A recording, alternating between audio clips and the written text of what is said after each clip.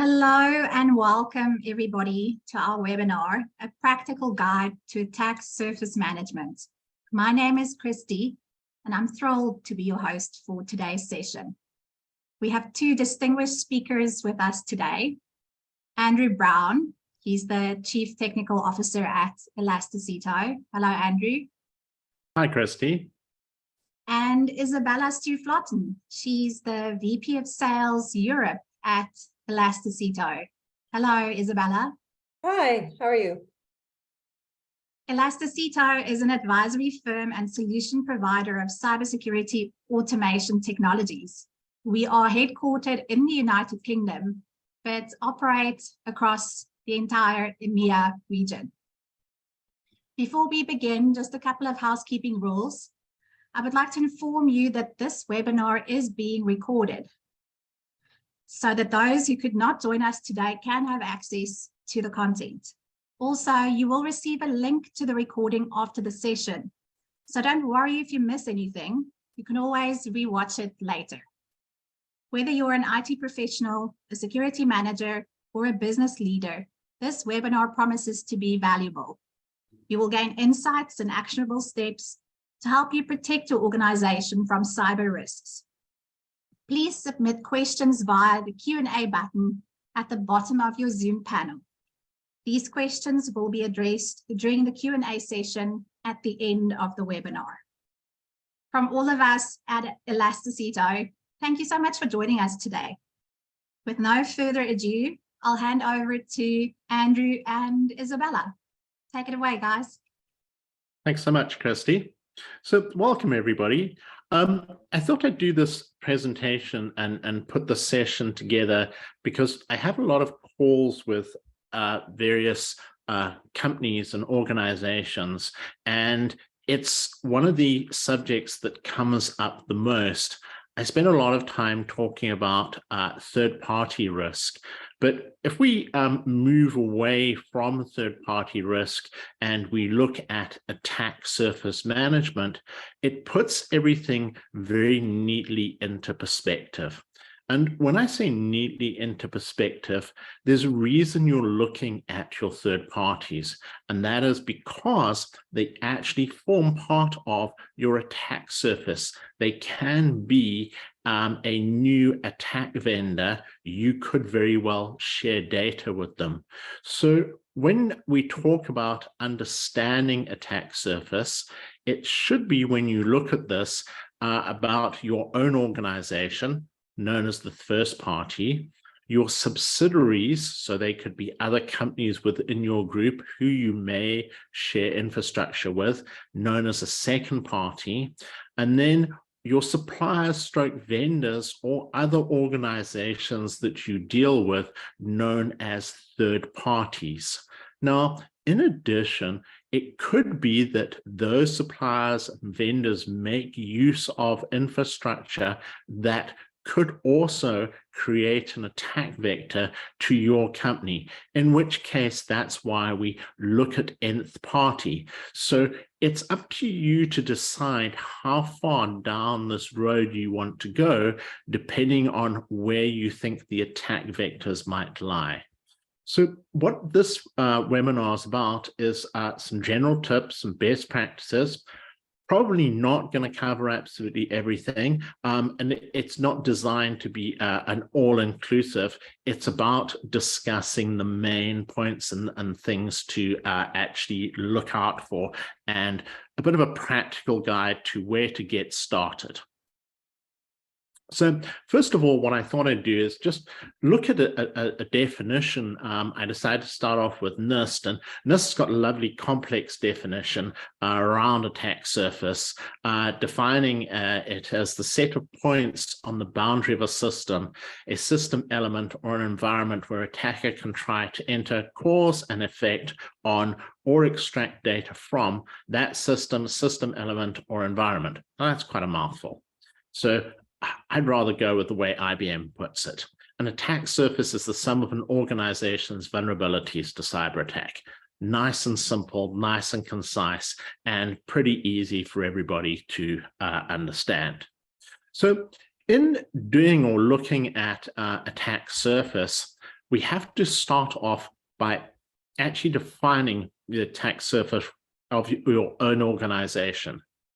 And if we look at doing that, one of the ways we could start off, and I'm going to give you some examples as we go along, is domains. Everybody has domains, and I've noticed very much in Europe since GDPR came about, the way domains has been registered, everybody's been going along and hiding information. Now, I want to dig down into that a little bit later and when I start going through some examples here. So it's about knowing all of your domains related to your organization. And for larger, more complex organizations, and when you take into account subsidiaries and things maybe marketing is doing, spinning up microsites, very quickly you can find that domains are starting to get out of control and that you're not aware of all of the domains related to your organization. Out of that, we end up with subdomains. We end up with IP blocks and IP addresses, which also gives us things like open ports. And we find that the larger the organization, the more likely it is that IP blocks could have been registered. Legacy systems are out there that people are not aware of. And when you have turnover of staff within your organization, not everybody knows what got spun up, last year or by previous people. Then we have applications. So there are, loads of applications out there, and they actually can form a very intricate part of your attack surface and being able to secure that. I'll drill down into that a little bit more later when we talk about, securing and making use of two-factor authentication. Then, of course, there's your DNS and how best to go about looking at that. There's your SMTP gateways.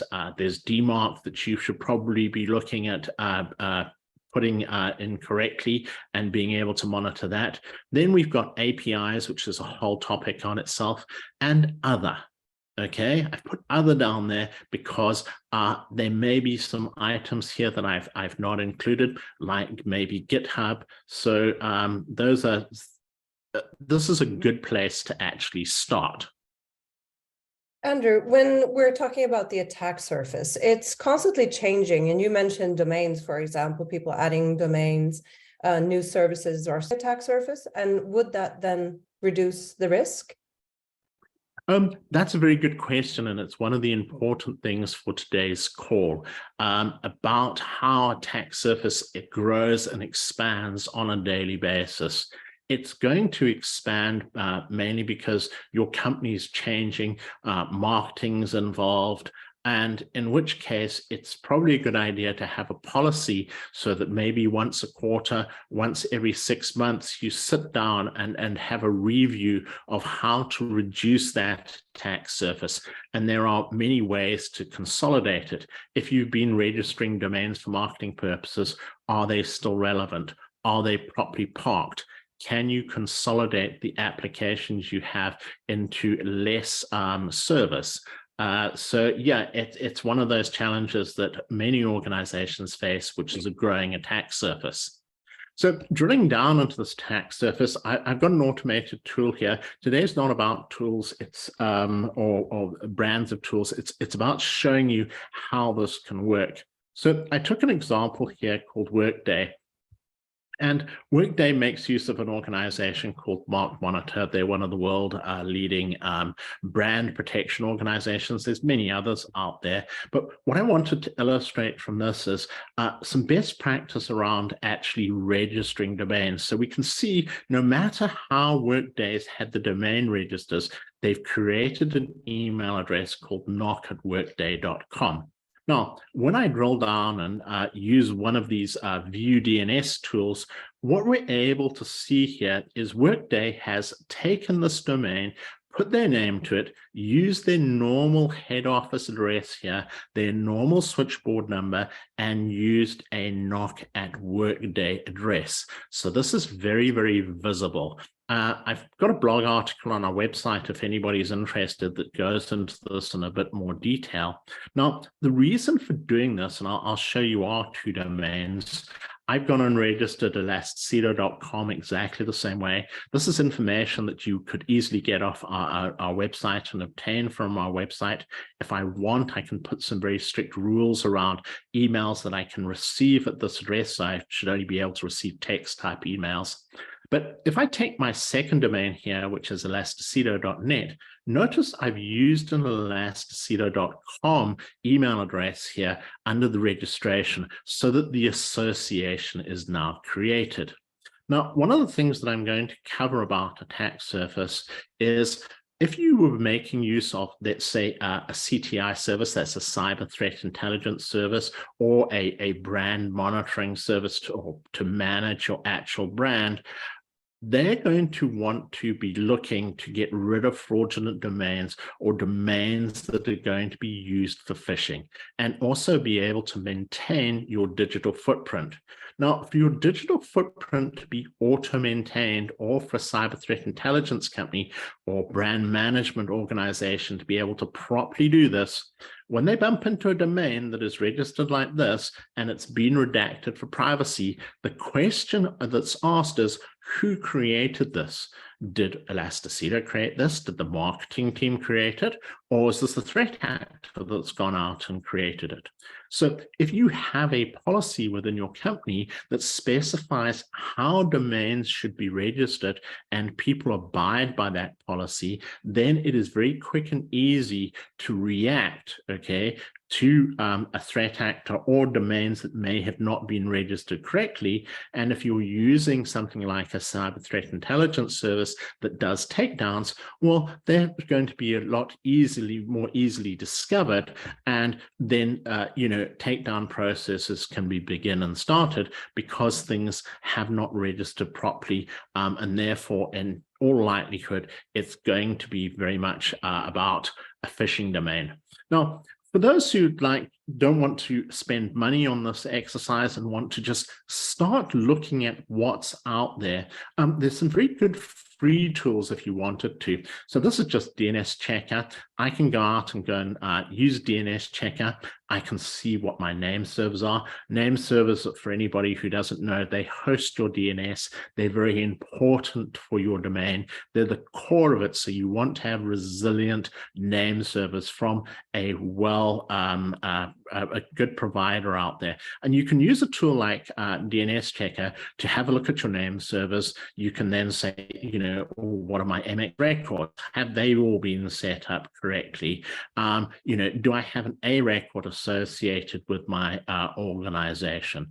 And you can actually use these tools to go along very easily and say, okay, I'd like you to do a whole check on my domain. So let's do a health check on my domain. I want to see if my domain has been properly registered. Moving on from there, and once you've built out a manual list, and you could do this if you've got a small infrastructure, you could do it monthly, quarterly, just run through some standard checks. The things that you may want to look at is have a look. Have I got an SPF record set up? Have I got a DKIM record set up? Have I implemented DMARC? Now, DMARC used to be completely mysterious as to how to go about it. There are some very good, cheap tools that you can get monthly subscriptions for that walk you through how actually to set up DMARC. So in this case, what we've managed to do is we've managed to just start off here and get an idea of what our domain actually looks like, just with some free, cheap tools out there. And we have now begun the actual process of defining our attack surface, or understanding what our attack surface looks like externally from the point of view of a threat actor. So what I wanted to do was just go on and have a quick poll with everybody and say, do you have any automated tools in place which automatically define and update your attack surface? So if you could, the polls should pop up on your screen. If you could just answer, we'll be able to see it. So I'll give you Good 30 seconds there, just have a look, click on the answers, choose yes or no. It's just for our interest out there. We're finding that, companies are starting to understand the importance of looking at a attack surface and having it auto-defined, and also monitoring it on a continual basis. So hopefully everybody's now been able to answer the poll, yes or no. Okay, so there we've got some results there. We've got 60% saying yes and 40% saying no. Okay, so that's an interesting result out there. Thank you for that feedback, really appreciate it.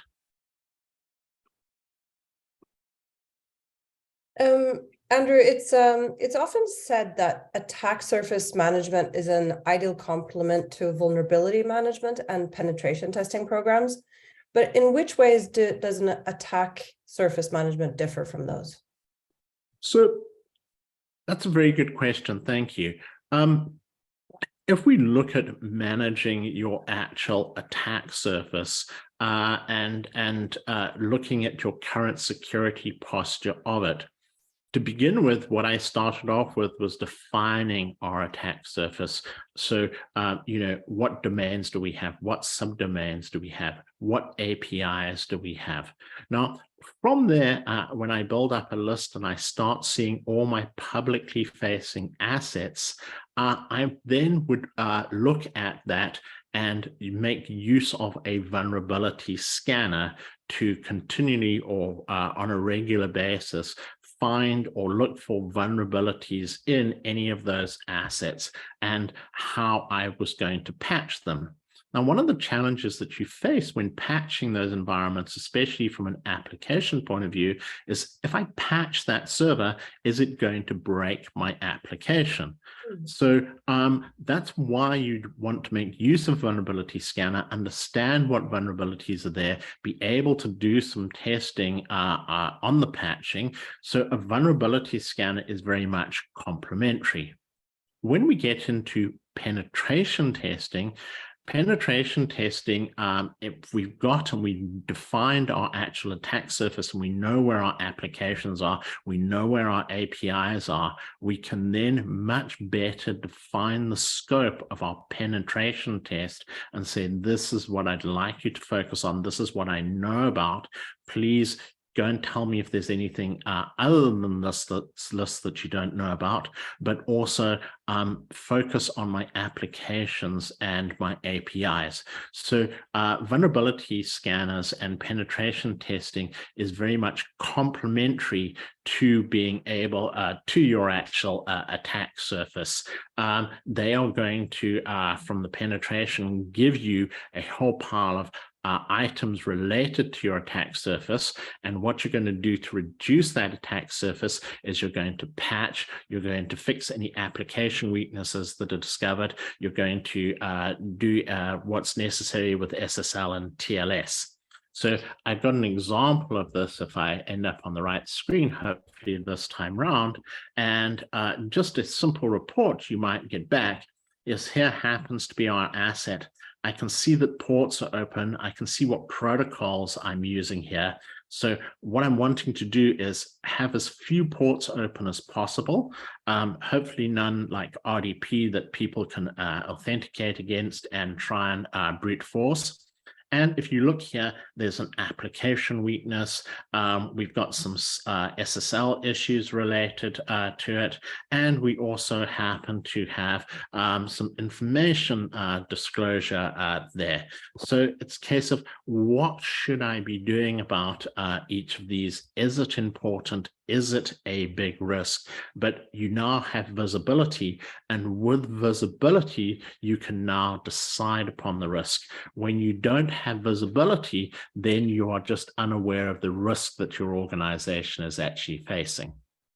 So does that mean that actually the attack surface management is more a continuous thing, whereas pen testing is more of a point in time solution? Absolutely. So your attack surface should be something that you are using an automated tool for, you are looking at continually. It should have alerting related to it. You should be making use of various tools that give you information related to your actual attack surface, and your penetration test, while being very point in time, is very important, because with a good penetration tester, they are able to dig much more in depth into vulnerabilities or weaknesses in your environment that may not be visible with an actual automated tool. So that the two very much go hand in hand with each other. Thank you.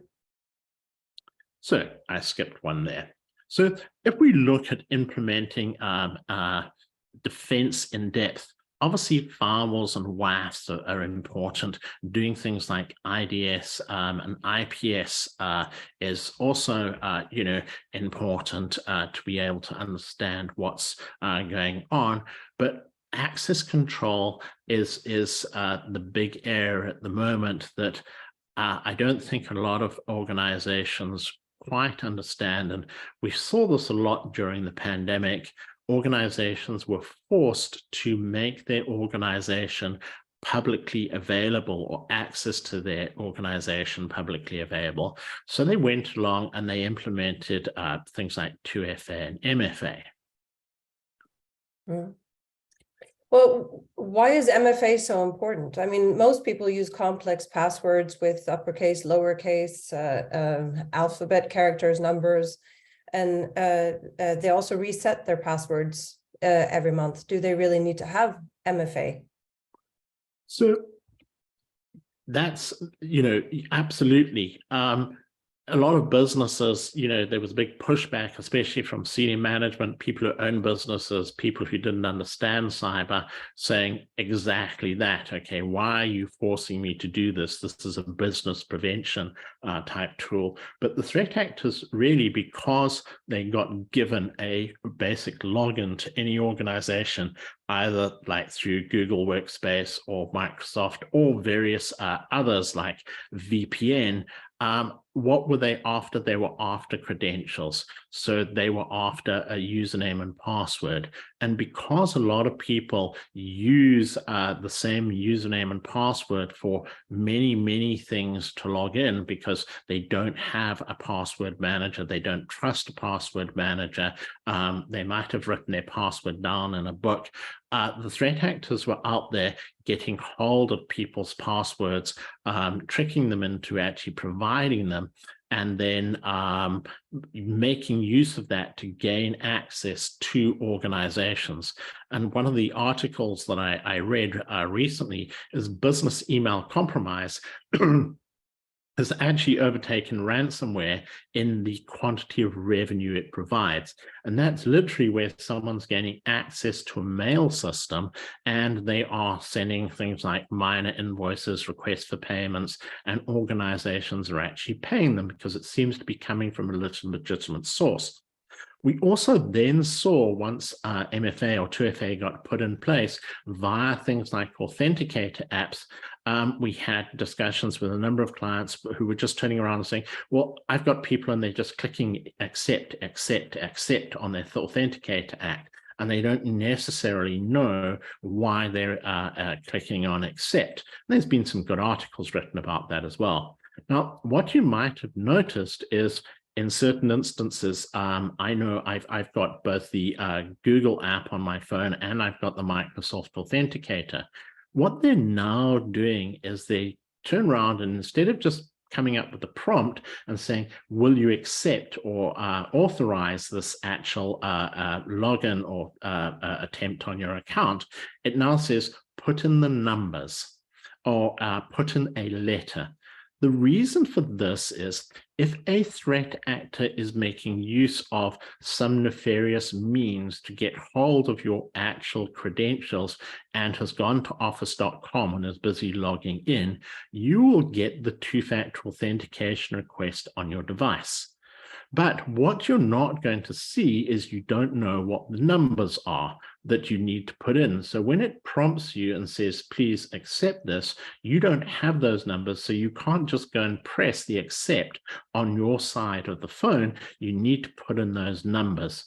So this is at the moment a very successful means of making the two-factor authentication work where users can't just accept it. What about password hygiene? A lot of people also bring their poor credential management or poor password hygiene into their workplace after they've been using the same passwords at home or on private sites. How can one overcome that problem? It is a challenge for a lot of organizations, and there are a good number out there that don't practice good password hygiene. There's a lot of debate, and NIST's got a nice policy around what you should be doing with it. But if you follow things like the National Cybersecurity Center's recommendations, have a passphrase, okay? If you've got MFA and you're aware of MFA and, using it correctly and properly and only when you've actually requested something, and you are also using a different passphrase for every single site that you make use of, then the necessity to actually change that phrase or that password, okay, on a regular basis becomes a lot less. But I would most certainly be recommending making use of, a application to remember your passwords, using a different password for every site, and also ensuring that you also make sure you have your own authenticator for that as well. So just try and practice good hygiene. It looks after yourself. Perfect. Thank you. So some other things around defense in depth, very much looking at making use of encryption, and also one that we see that's quite overlooked on sites that have been created where there's actually login details is bot detection. Can the site be brute force? Can someone log in like that? And while we've seen certain organizations possibly implementing bot detection, is that bot detection clearly visible and detectable externally? Because your threat actors make use of open source intelligence. And if they find a site that, hasn't got any of this floating around in it, it attracts their attention. So moving on to managing third-party risk, this is really a whole topic on its own, and we could spend a number of webinars talking about it. But as I said, third-party is very much an extension of your actual attack surface. And when you conduct or do due diligence in this regard, what questions and what you're wanting to understand about this is, firstly, you may be sharing data with an organization. So what you want to do from a due diligence perspective is understand what is the likelihood of this third party suffering a data breach if I actually, share data with them. In addition, they might have access to your network. It could be a network management tool. It could be things like VMware. They could additionally have access to your premises. So, how are you going to manage the access to the premises? Do things like, network or Wi-Fi within your organization present a risk, or does it just become guest Wi-Fi? And are they a technology vendor?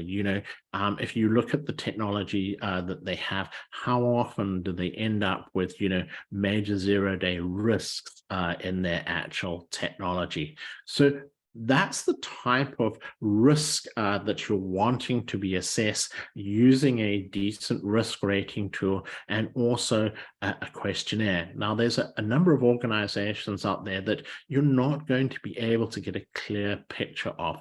And in which case, if you're required to do that using standards like NIST 853 or similar or a framework to be able to do that, makes it a lot easier because a lot of this information is published on their websites. But you're going to be wanting to do things like, alerting or have security audits in place. If you're sharing data, you're going to be wanting to monitor these organizations continuously. And the reason you're going to want to monitor them continuously is you want to be alerted immediately if they've had a data breach, a ransomware attack. And one of the big issues that I said I'd talk about is rogue mobile applications. Now, I've got an example of a rogue mobile application, and I'm not picking on any company in particular here, but if we go and have a look at something like Workday, and I've got numerous examples of this with organizations. Let's say you go along and you introduce Workday into your company, and everybody logs in via a website and does what they're meant to do with Workday. One of the shifts we have seen from the actual threat actors is to go out there and put up rogue mobile applications. The sole purpose of the rogue mobile application is actually to go phishing. And it's much easier to go phishing with a rogue mobile application than registering a domain, registering MX records, registering a certificate, and then trying to send phishing emails with a link or malicious attachment. In this case, you put up or get a rogue mobile application. You configure the skins on the front end of it, okay, to whichever organization you want. And your phishing email to organizations or company that would make use of Workday would go along the lines of, please search for and download the Workday mobile application. And when prompted, please enter your business credentials and accept any two-factor authentication prompts. Hence my earlier comment around why the likes of Google and Microsoft have introduced the addition of having to enter some data before you accept the prompt, because this is one of the ways that threat actors were harvesting credentials and using them to get into a threat, a foothold in a company.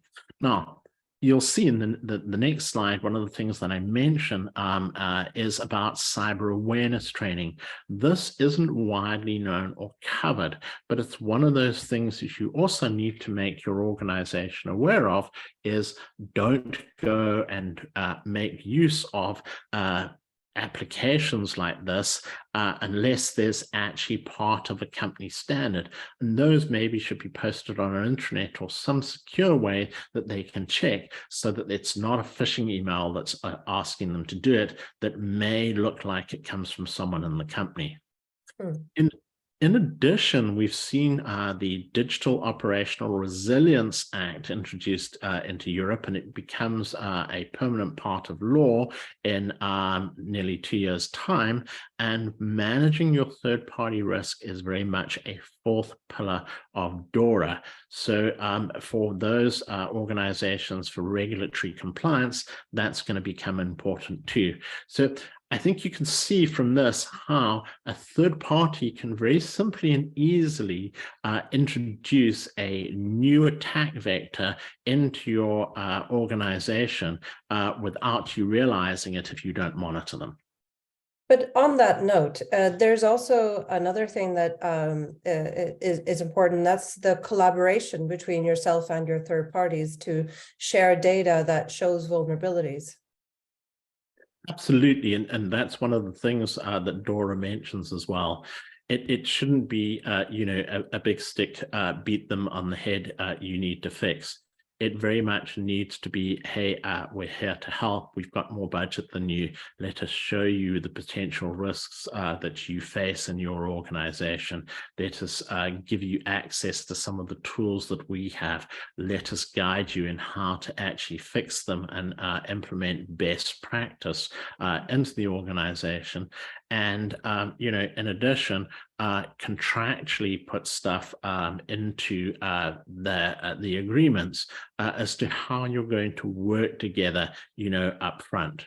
Well, and it also benefits yourself if your third parties are safe. So it's not merely a financial thing either. It's keeping yourself safe as well.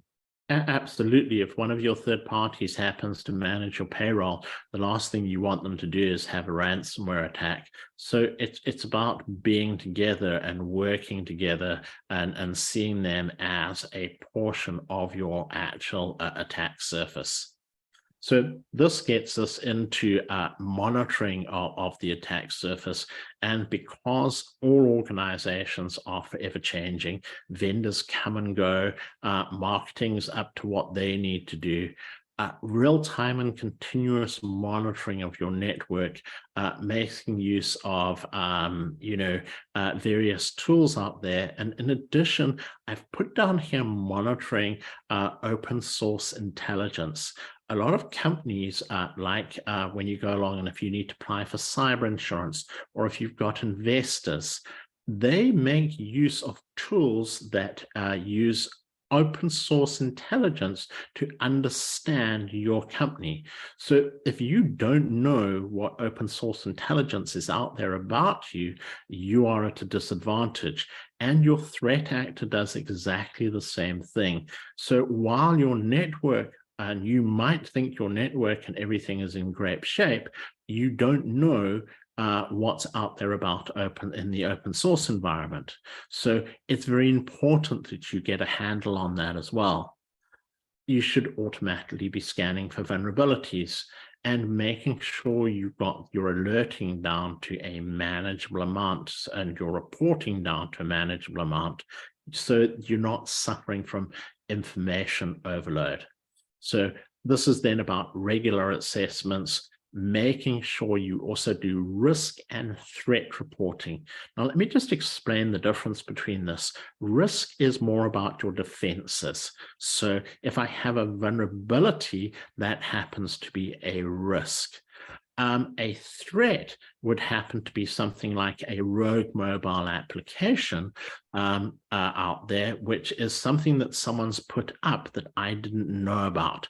So that's where we get into looking at things like using cyber risk rating tools, vulnerability monitoring tools, but also more complex, where you look at using cyber threat intelligence service, and that is around monitoring your brand and having takedowns done. And when we say takedowns, rogue mobile application pops up in your name. How are you going to get rid of it? How are you going to get rid of phishing sites that have popped up or brand impersonations? And that's where your threat intelligence company comes in and offers those services.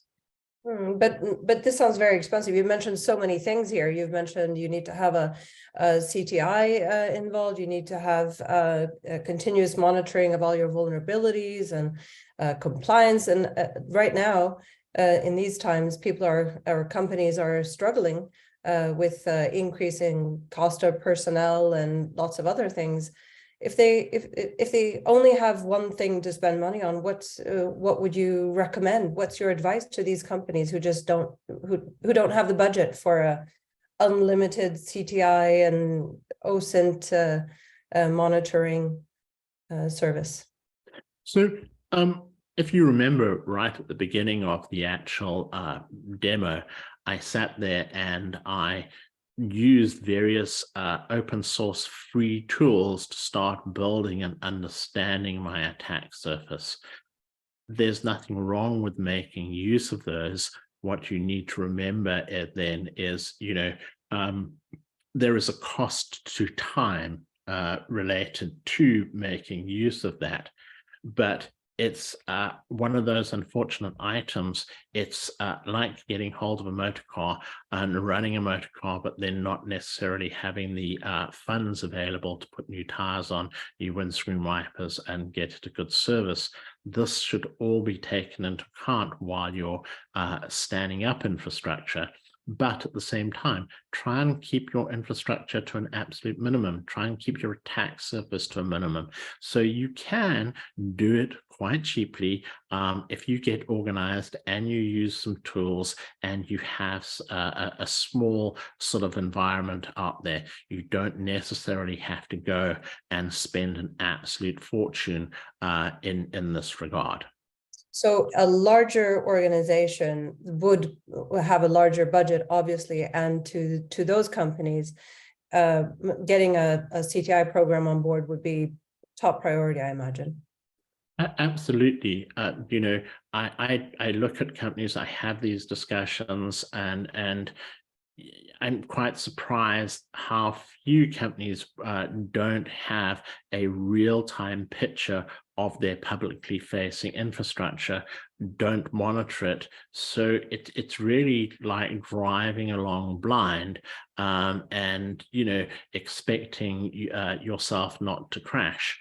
So it's very important that that actually happens and that you have the visibility. It's very hard to protect and look after things that you don't know about. And you'll see a little bit further on the slide in the presentation, we discuss that. And it's one of the things that threat actors make use of quite a lot and rely on. You know, a big attack surface and your inability to be able to manage a large attack surface. So lastly, you know, in our step of, you know, practical guide to managing your attack surface out there, it's very much around fostering a culture of security within your organization, giving people easy to understand examples of why you're doing what you're doing. Just beating them and saying you have to do it. If you're educating them, helping them, making their life easy, explaining, you know, why they should be doing these things and how it's not only going to look after them, but also, you know, look after the company, then you're going to get a lot more buy-in. So when we talk about cyber awareness training, I always look at that as more of a guide to someone and, you know, taking things that might help them in their personal lives as well, not just at work. So there's value in it for them, not just the company. And running sort of training simulation attacks that are obviously going to trick them into clicking things like I've seen ones, here happens to be your bonus, please click here. You know, we all know that the human is completely fallible and they are going to click on that. That is the nature of the beast. So the question then is, how are you going to prevent that actually happening? Because no matter how much awareness training you will or you give people, the human being is fallible. So what are you going to do to be able to assist that or help them understand how to be aware as to what's going on? Your threat actor is also going to be looking at ways around it because they understand what you're doing. So this is where it's about promoting a culture of security. And then in addition, you know, you mentioned earlier, how do we help and look at our suppliers and vendors? The whole thing is about a helping, supportive type culture. So free access to things like cyber risk rating reports, enabling them to have access to knowledge bases around that.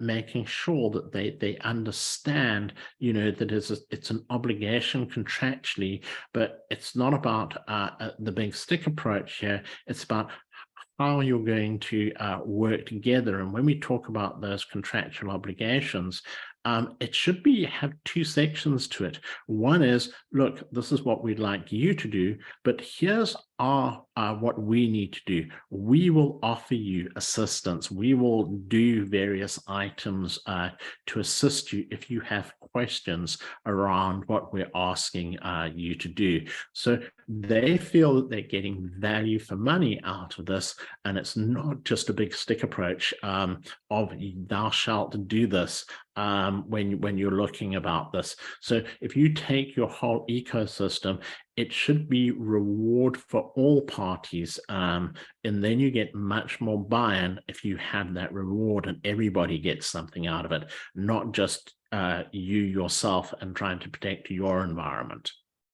You mentioned human fallibility, and there's a lot of talk about AI, artificial intelligence, right now, and how AI can help both threat actors as well as IT managers with ASM. So what's your opinion? What's your view on AI? How will that change ASM in the future?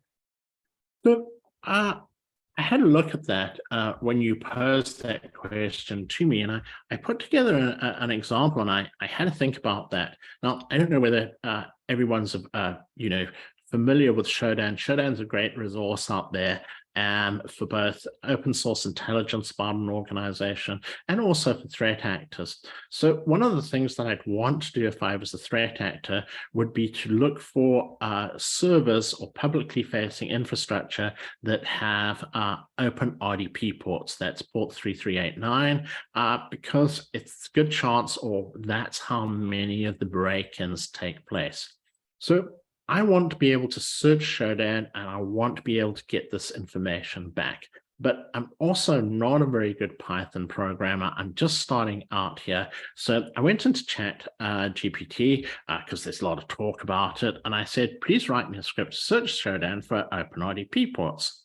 And Chat came back very kindly and said to me, sure, here's a Python script.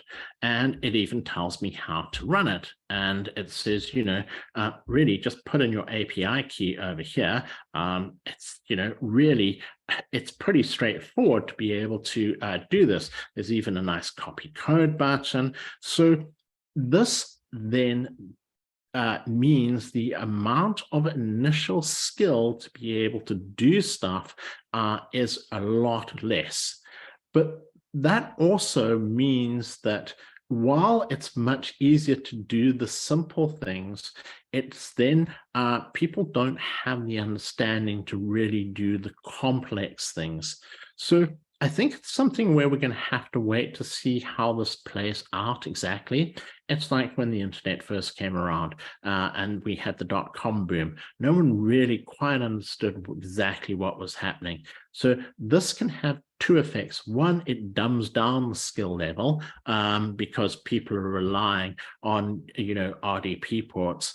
On AI. It's pretty much like when kids got given calculators at school. Everybody was up in arms. Okay, I had to do it manually. It enables you to work more efficiently.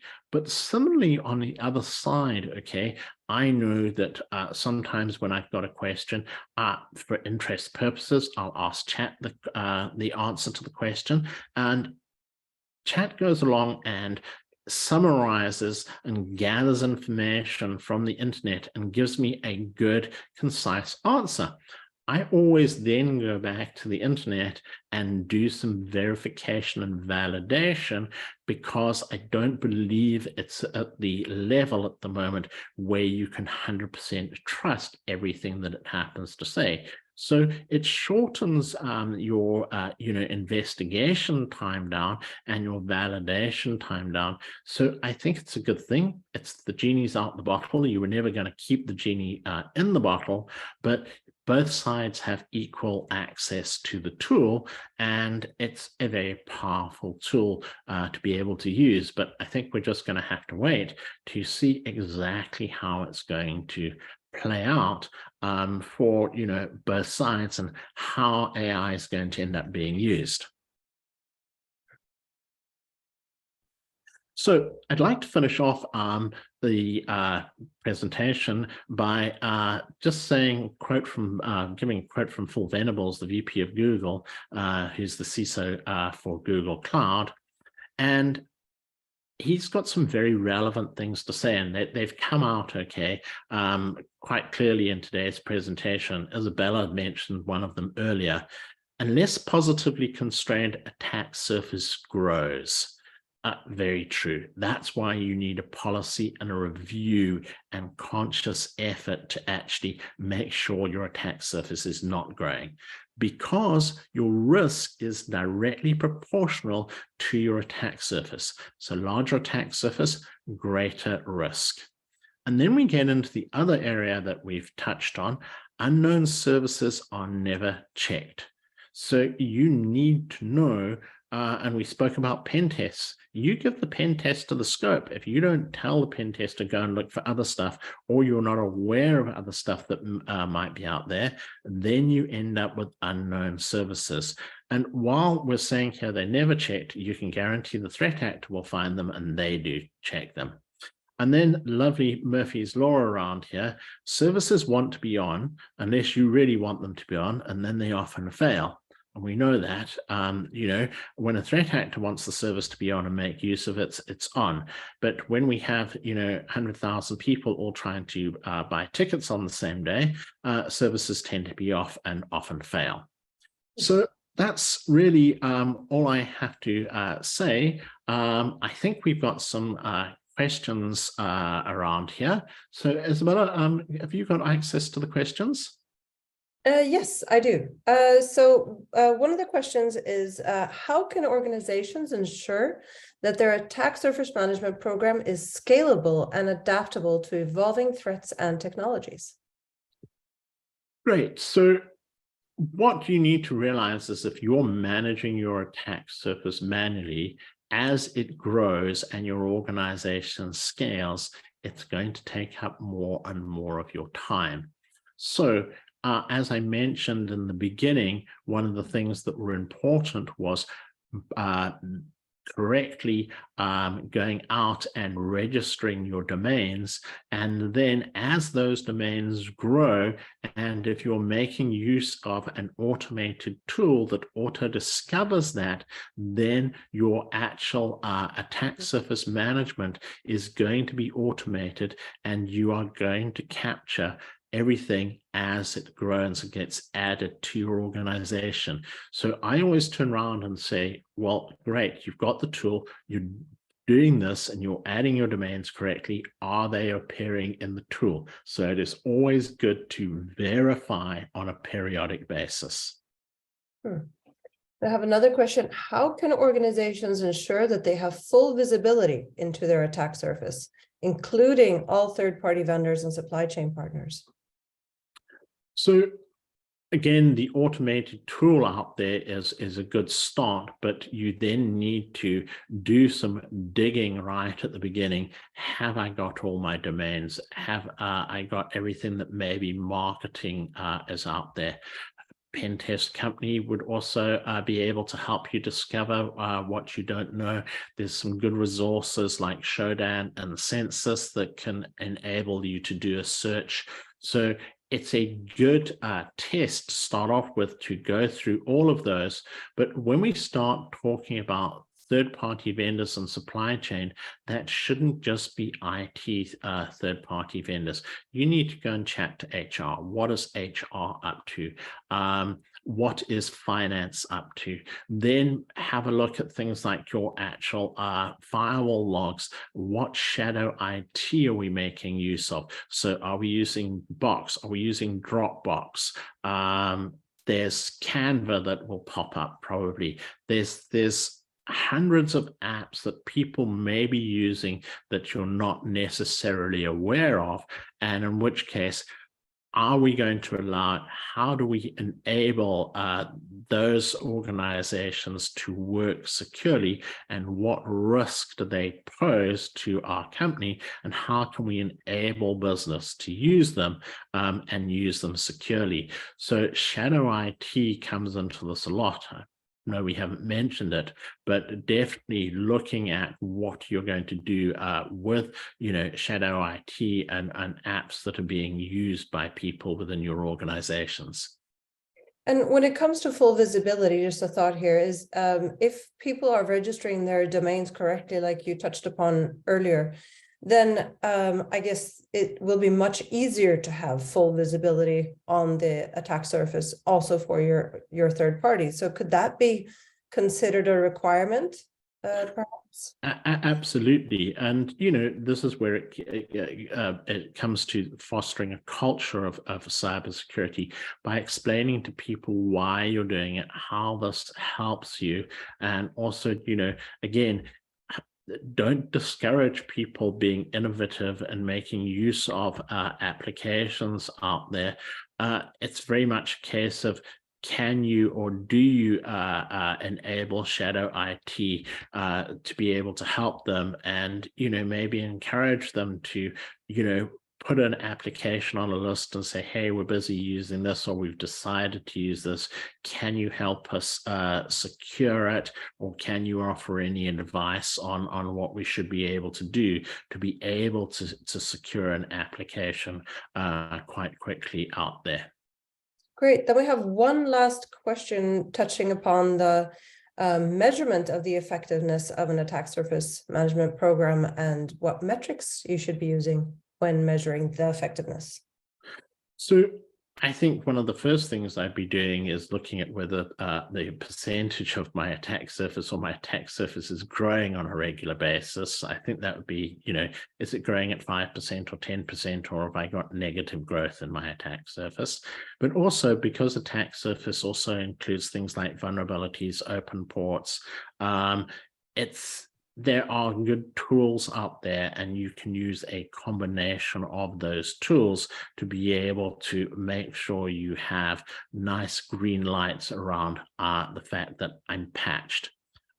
Open source intelligence thinks I'm patched as well. My certificates are all renewed and up to date. So you're not letting your infrastructure grow. The moment an application weakness is discovered, it is patched. So you have then thought about, what am I going to do when an application weakness is discovered? How quickly can I patch that application, so that I ensure that people have continual access to my application? So that all gets into the development life cycle of applications if you're responsible for those. So there's a lot of items and moving parts in this, and you need to be able to make them all work correctly together. So while there might be a great rush to get an application out the door and stood up for people to use, the questions that haven't been asked around it is, how are we going to patch it? How are we going to patch the infrastructure associated with it? And, how quickly can we do that? Because otherwise, all that's going to happen while you've got the application out the door quickly and you went to market quickly, there's nothing worse than being a success or a one-hit wonder for a couple of months and then failing disastrously because your application or your business ended up compromised by a cyber attack. Perfect. Thank you so much. There are no other questions as far as I can see. So I think that more or less sums up the webinar. We went through the six steps of the attack surface management program, and we went through also some best practices, and I hope that people found that useful. Excellent. Well, thank you very much, everybody, for joining, and for our host, Christy and Isabella. Thank you ever so much, and we will see you all again soon, I hope. Yes, thank you so much, everybody, for attending our webinar. Thank you, Andrew and Isabella. This was really insightful and informative, and I'm sure all the attendees think the same. Everybody attending, remember, we will be sending out an email shortly with all the information. You will be able to find a recording of this webinar on YouTube, as well as our website for further reference, and feel free to contact us for more information at any time. Thank you so much. Bye.